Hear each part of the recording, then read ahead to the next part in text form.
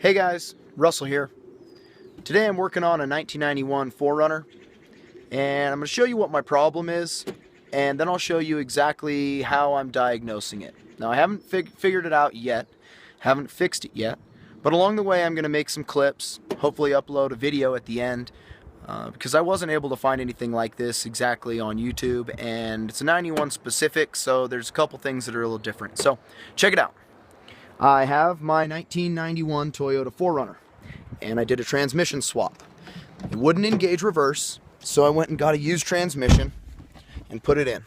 Everything went pretty smooth,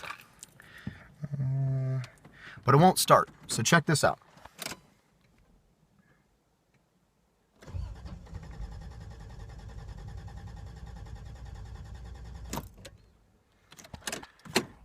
It tries, but it doesn't go. So, figuring out how the transmission affects the non-start took me a couple tries, investigating online. You gotta type in the right keywords and stuff to figure out what you're really looking for. But this is what I did. This is the ignition wire. So I already had fuel, I had battery, I had starter, so you have to make sure you have spark.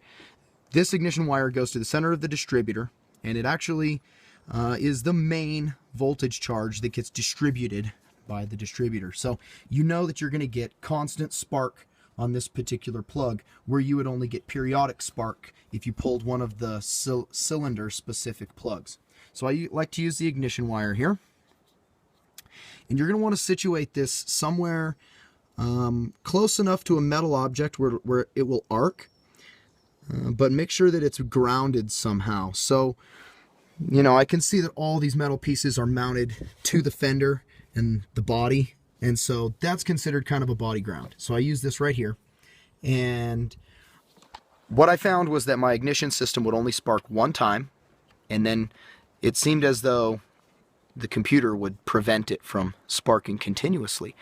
So I visited another YouTube channel and found that if you loop some things in the diagnostic box, you can actually pull codes out of this older vehicle. So this diagnosis box says diagnosis right there. It's located on the passenger side of the firewall here, or the engine compartment. And on the inside, there's a table that shows you what ports go to where.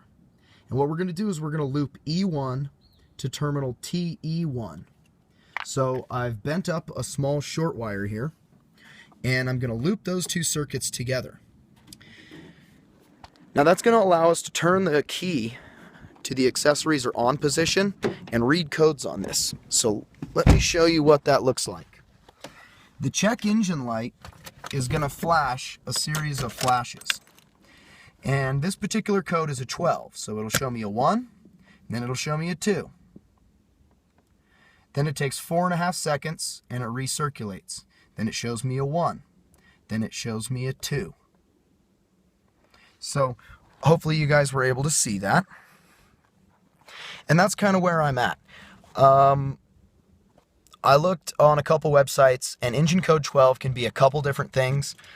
It's usually associated with engine speed sensor, which would be your RPM, not your actual speedometer, but your RPM engine speed. It could also have something to do with the ignition module itself, if something's gone wrong in there and it's starting to short out.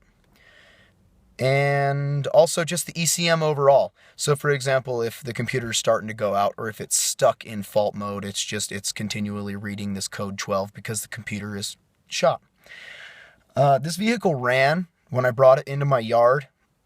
We drove it all the way over here, did the transmission swap, and now it won't start. So that's where I'm at, and I'm going to use this YouTube channel to keep you guys updated, and hopefully I'll figure it out in the end.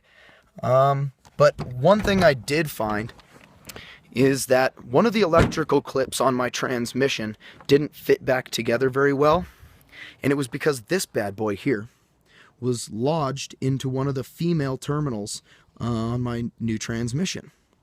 So it was my assumption that that's what was causing the code, but after I fixed it, it's still giving me engine code 12. So I'm not sure if I just have to clear my codes or if there's something else going on. But like I said, I'll keep you updated, and hopefully this won't be the end of the video, just closer to the middle of the video.